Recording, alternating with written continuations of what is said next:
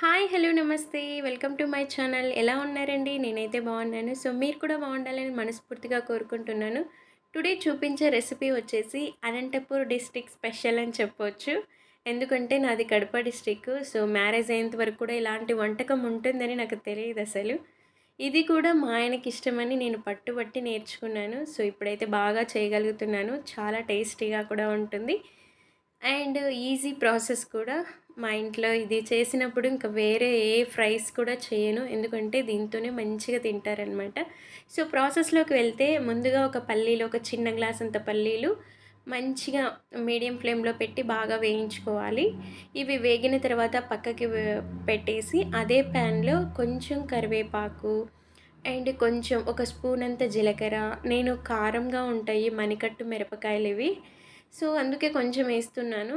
మీరు కారానికి తగ్గట్టు మిరపకాయలు వేసుకొని, అదే ప్యాన్‌లో కొంచెం సేపు సిమ్‌లో పెట్టేసి బాగా వేగనివ్వండి.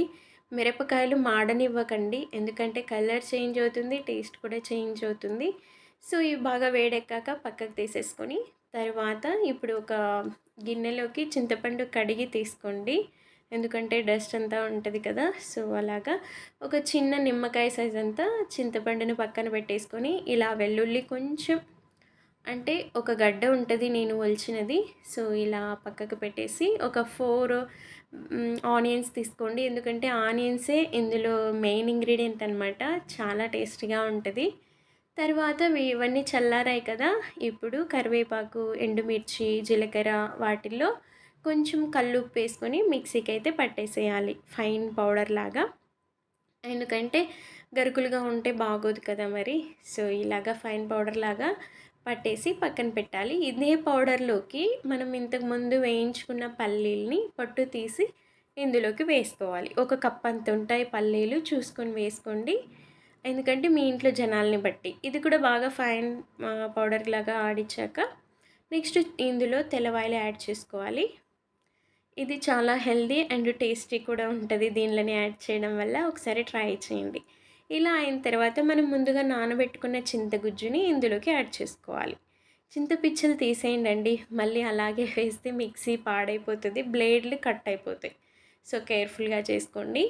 ఇలాగ మెత్తటి ఫైన్ పేస్ట్ లాగా చేసుకున్నాక ఇప్పుడు మనము ఒక బౌల్ తీసుకొని అందులోకి ఈ మెత్తటి పేస్ట్‌ని అందులోకి యాడ్ చేసుకోవాలి.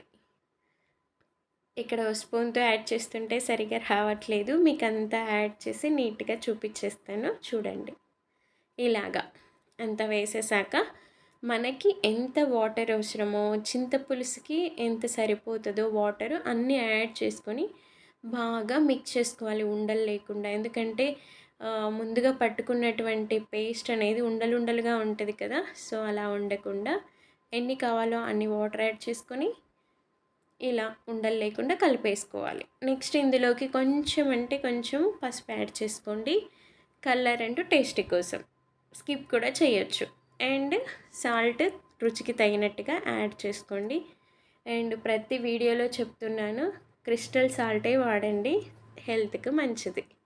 ఇప్పుడైతే ఒక మందపాటి గిన్నె తీసుకునేసి అందులో మనము పోపు పెట్టేసుకుందాము. పచ్చి పులుసు కోసము చూడండి.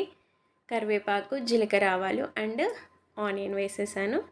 ఇది బాగా మగ్గిన తర్వాత అంటే రెడ్‌గా అయిన తర్వాత పచ్చి పులుసుని ఇందులోకి యాడ్ చేయడమే. చూడండి ఎంత సింపుల్ అయిపోయిందో. అండ్ చాలా టేస్టీగా కూడా ఉంటది. ఒకసారి మీ ఇంట్లో కూడా ట్రై చేసి ఎలా ఉందో నాకైతే కామెంట్ చేయండి. ఫైనల్‌గా అయితే పచ్చి పులుసు ఉడకబోతుంది. ఇలా ఉడికిన టైంలో సూపర్ ఇంగ్రీడియంట్ అండ్ టేస్ట్‌ని పెంచే ఇంగ్రీడియంట్ బెల్లం. కొంచెంగా బెల్లం యాడ్ చేసుకోండి.